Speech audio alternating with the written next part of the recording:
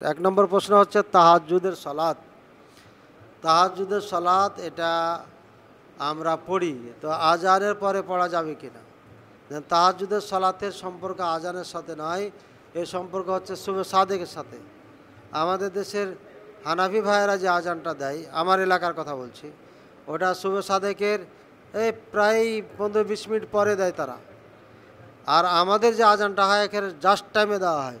তো আমাদের রাজশাহীর মতো যদি আপনাদের জাস্ট টাইমে আজান হয়, তাহলে আজান পর্যন্ত পড়তে পারবেন, এর পরে নয়। আর তাহাজ্জুদের টাইম কোনটা? তাহাজ্জুদের টাইম হচ্ছে আপনার এশার সালাত পড়া হয়ে গেছে, এরপর থেকে কিছুক্ষণ বিরতি দিয়া 10-15 মিনিট 20 মিনিট, এরপর থেকে আপনার শুভে সাদেক পর্যন্ত হচ্ছে আপনার তাহাজ্জুদের টাইম।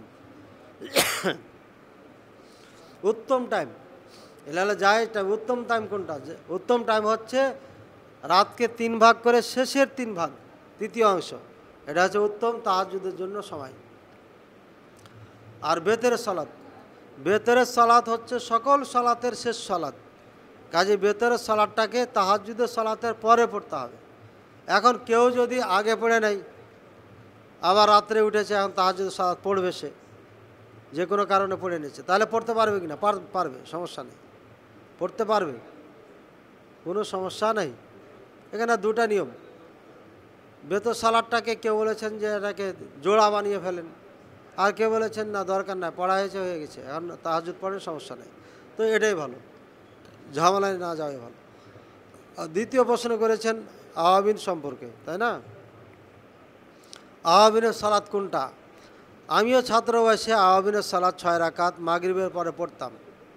পরে দেখলাম যে হাদিসটি সঠিক নয়। আওয়াবিন বলতে বোঝানো হয়েছে সূর্য ওঠার পরে যে সালাতটা পড়ি, 8টা 9টা 10টা 11টা পর্যন্ত পড়া যায়, এরপরে না যাওয়াই ভালো।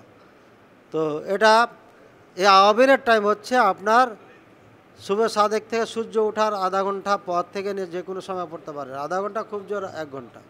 এই আওয়াবিনটা সূর্য ওঠার পরে। আর ইশরাক যেটা বলছেন, ওটাকে চাস্ত বলা হয়। চাস্ত ইশরাক দুটা সালাত আছে না? একটা সালাত হলো সূর্য ওঠার 15 মিনিট পর থেকে নিয়ে আপনি পড়তে পারবেন, এটা 4 রাকাত পড়তে পারবেন। 4 রাকাত পড়া এটা সুন্নাহ। সূর্য ওঠা এটা 15 মিনিট থেকে 20 মিনিট আন্দাজ হলো। আমাদের রাসূলুল্লাহ সাল্লাল্লাহু আলাইহি ওয়াসাল্লাম হচ্ছে 1 বর্ষা বরাবর।